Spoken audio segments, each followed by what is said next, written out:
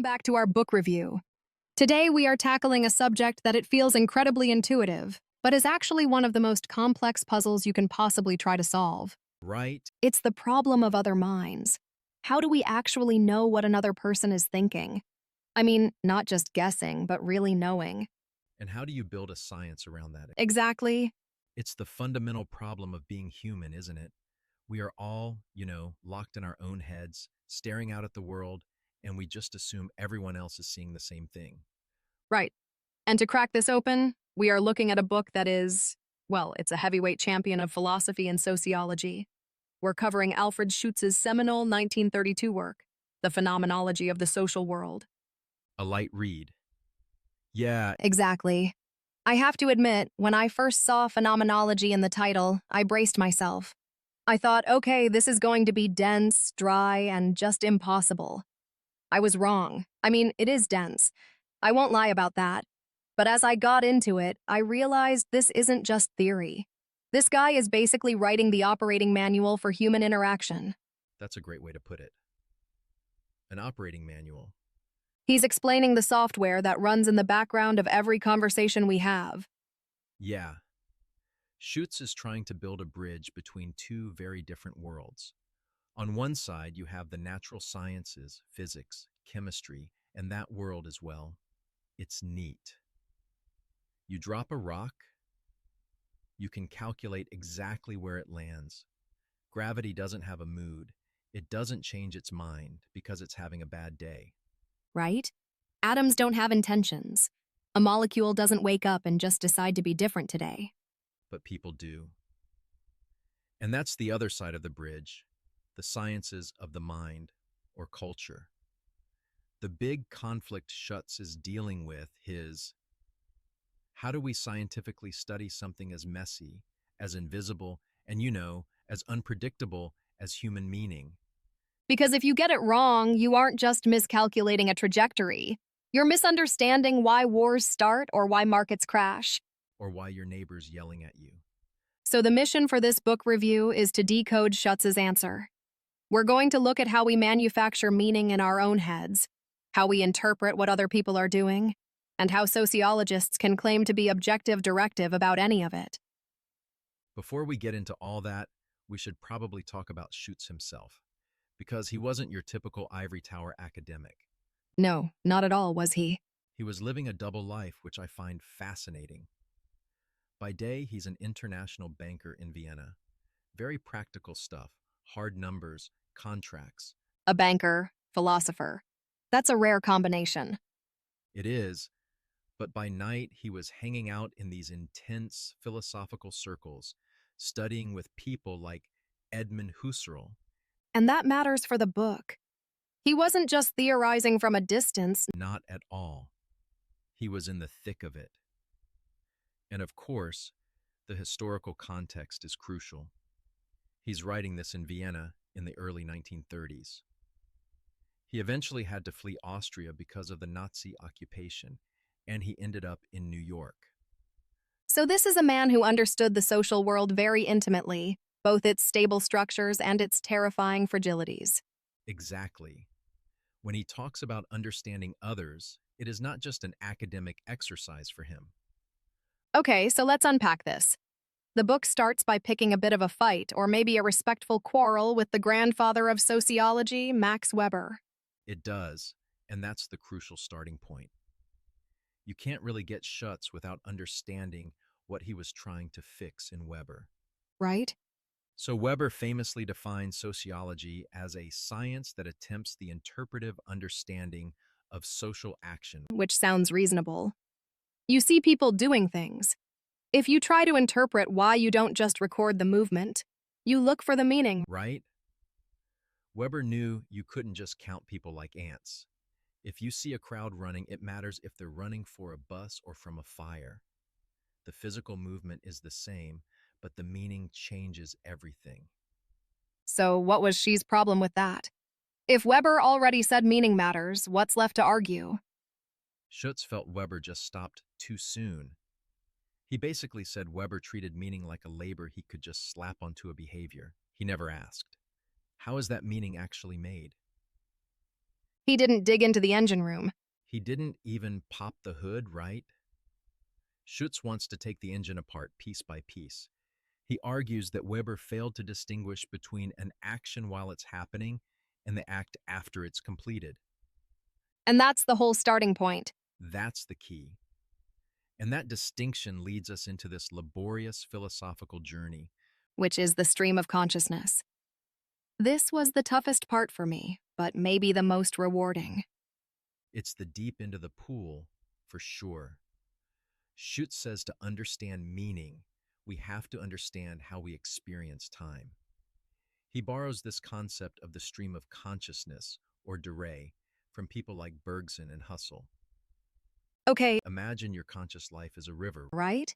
just this continuous flow. Right? So I'm in the river. You are. And when you are fully immersed in it, you're totally zoned in playing a sport, deep in conversation. You aren't analyzing it. You are just being. You lose track of time. You aren't thinking about the experience, you're just having it. Yes. And here is the kicker. And this is the part that trips people up. In that state of pure flow, Schutz says, your experience has no meaning. Wait, hold on. If I'm having this intense lived experience, how is that not meaningful? Because for Schutz, meaning isn't a feeling. It's a cognitive act. It requires you to stop, to step out of the river, and look back at the water. You have to turn back against the flow and look at an experience as elapsed or past. So meaning only happens in retrospect. Always meaning. As a flashlight, we shine backward. We break that continuous flow into chunks. We say, that was the moment I got scared, or that was when I decided to leave. While it was happening, it was just a blur. An undifferentiated blur. It's like we're constantly editing the film of our lives, but we can only edit the footage that's already been shot. That's a perfect analysis, and he gets really granular here. He distinguishes between retention and reproduction.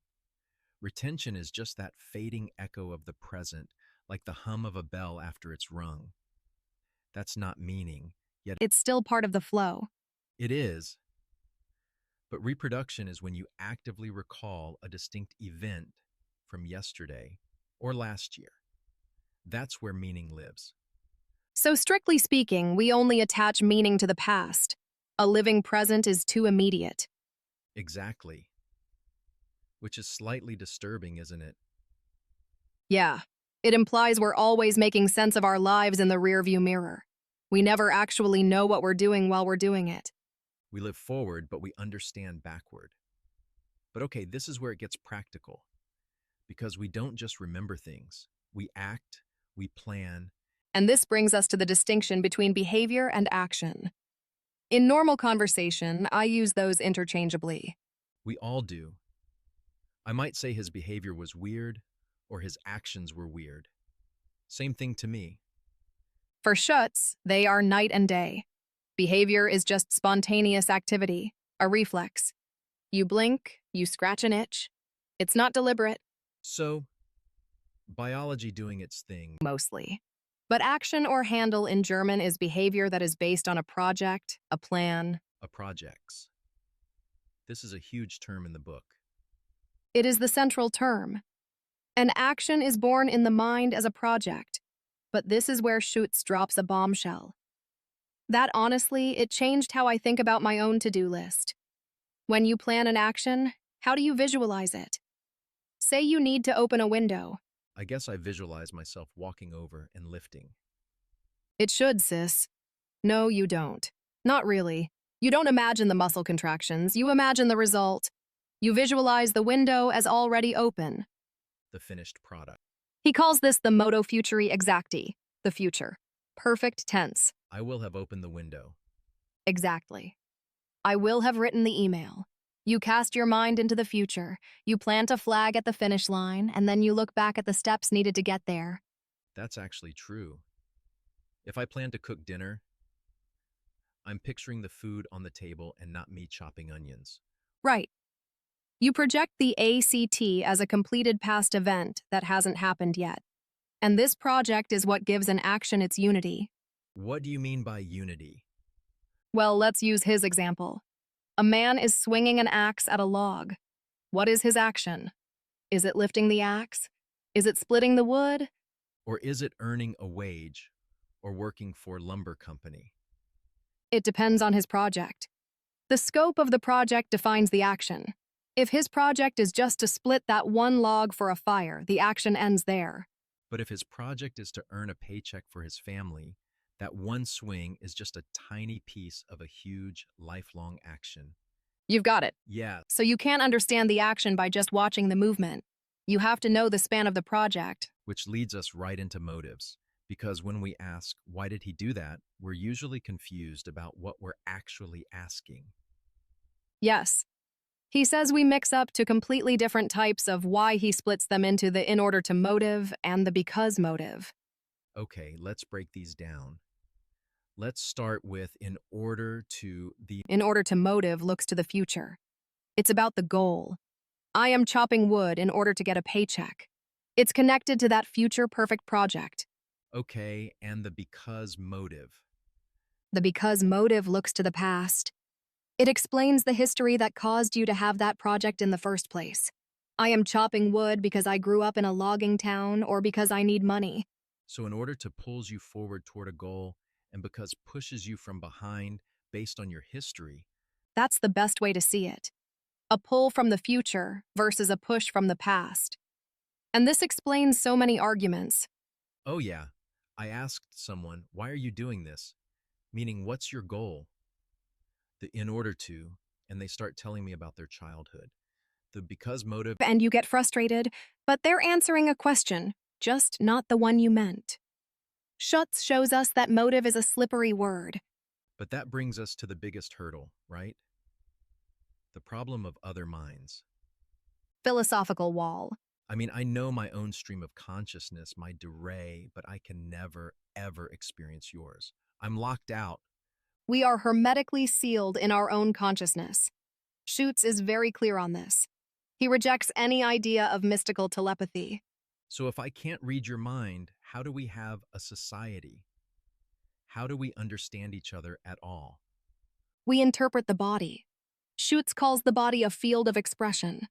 I see your physical movements, and I treat them as indications of your inner life. But isn't that incredibly risky?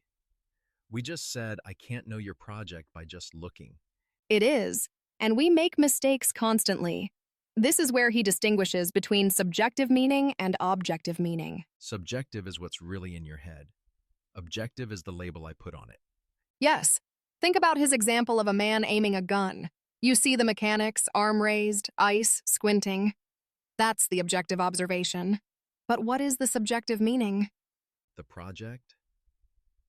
Is he a soldier, a criminal, a hunter, or just practicing at a range? The physical movement is identical on all four cases. Identical. If you only rely on observational understanding, you miss the reality entirely. You have to guess the project. And since we can't interview every single person, Schutz says we use shortcuts.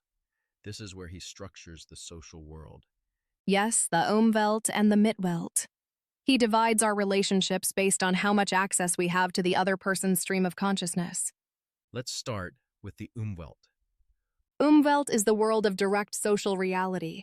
It's you and me right now, face to face. We share the same space and, crucially, the same time.